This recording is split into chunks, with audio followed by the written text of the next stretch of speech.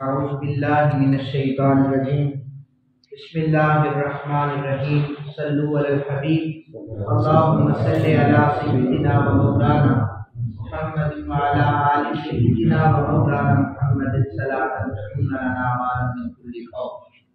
آیات آپ کے سامنے میرے ساتھ مل کے پڑھیے۔ بسم اللہ الرحمن الرحیم بسم اللہ الرحمن الرحیم وَإِذْ وَاعَدْنَا مُوسَىٰ أَرْبَعِينَ لَيْلَةً ثُمَّ اتَّخَذْتُمُ الْعِجْلَ مِن بَعْدِهِ وَأَنْتُمْ ظَالِمُونَ ثُمَّ عَفَوْنَا عَنْكُمْ مِن بَعْدِ ذَلِكَ لَعَلَّكُمْ تَشْكُرُونَ وَإِذْ آتَيْنَا مُوسَى الْكِتَابَ وَالْفُرْقَانَ لَعَلَّكُمْ تَهْتَدُونَ۔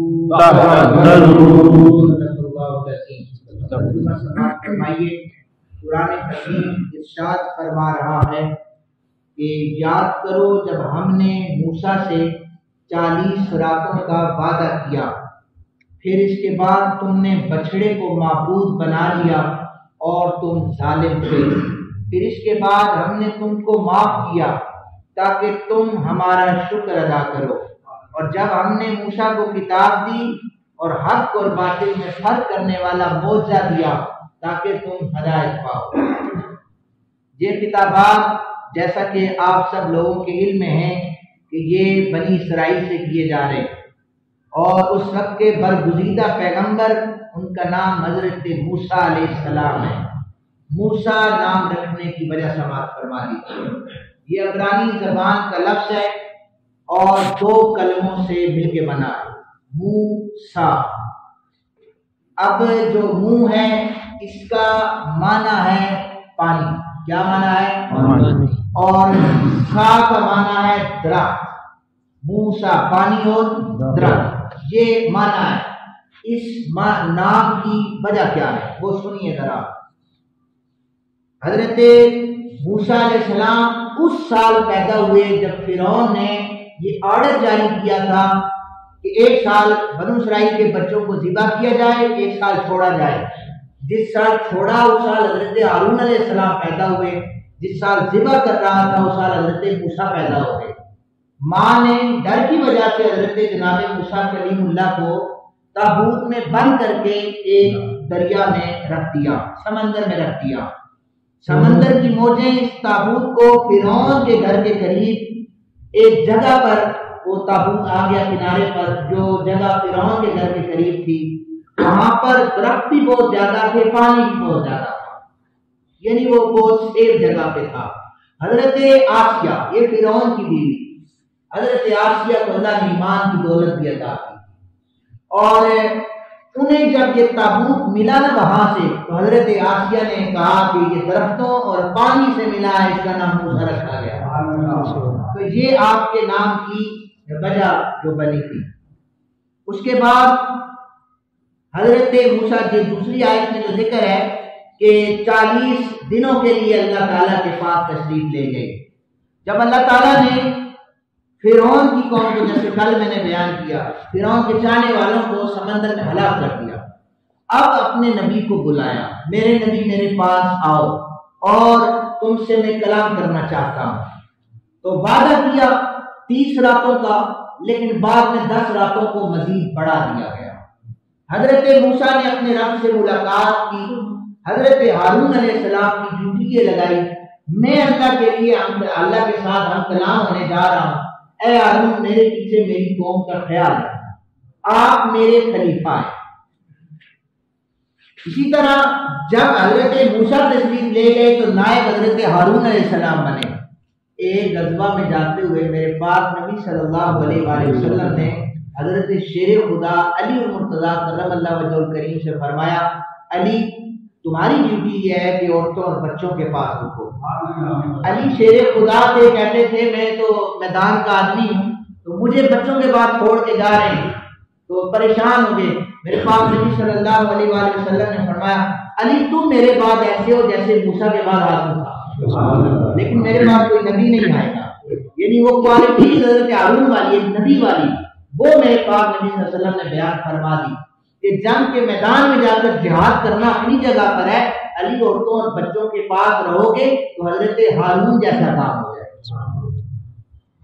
اب اللہ تعالیٰ نے 40 دن حضرت موسیٰ سے کوہ طور پر سرگوشی سے کلام سرگوشی کی، ان کے کان میں سرگوشی کی۔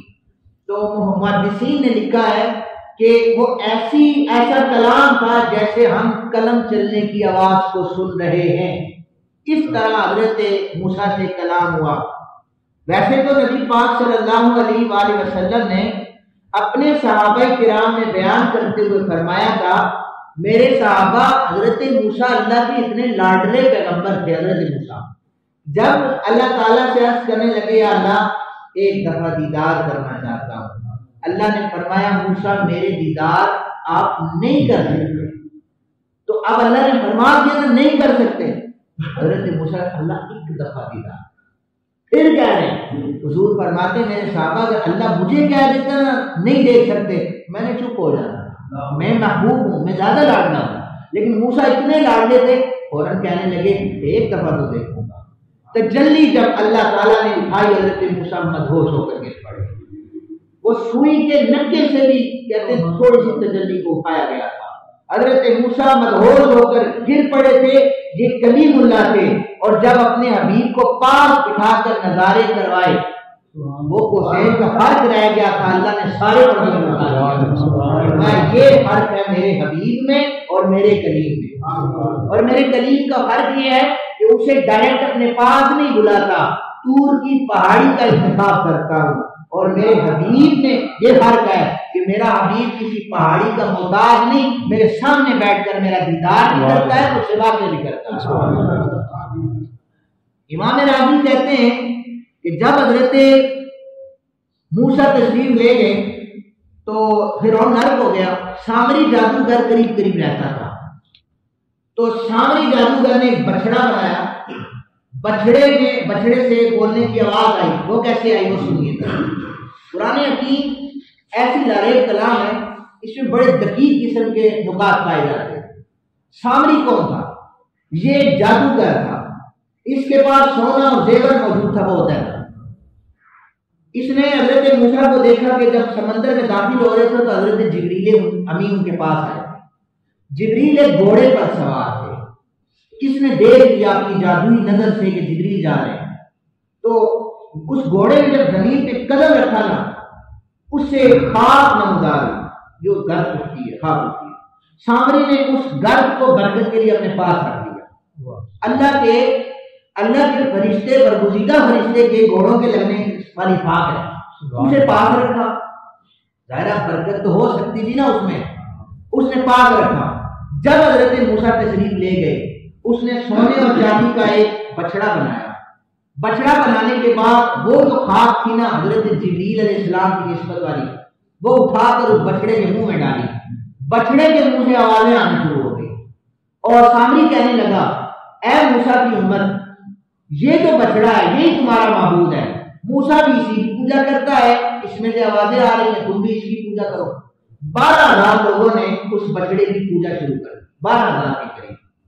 حضرت موسیٰ حضرت ہارون منع کرتے رہے ایسا نہ کرو تو رات میں ممانعت آ چکی ہے۔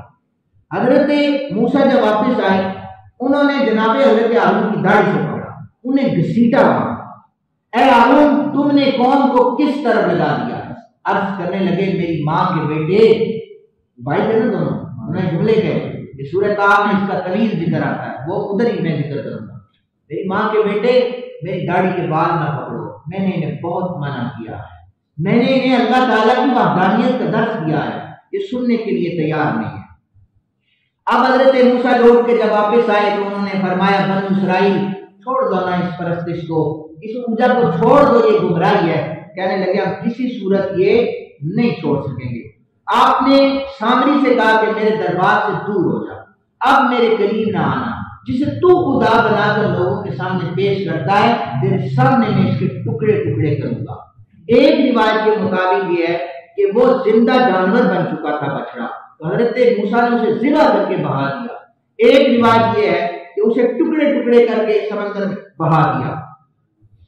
اب لوگ مان گئے کہ واقعی اگر یہ خدا ہوتا تو حضرت موسیٰ اسے ٹکڑے ٹکڑے نہ کر سکتے۔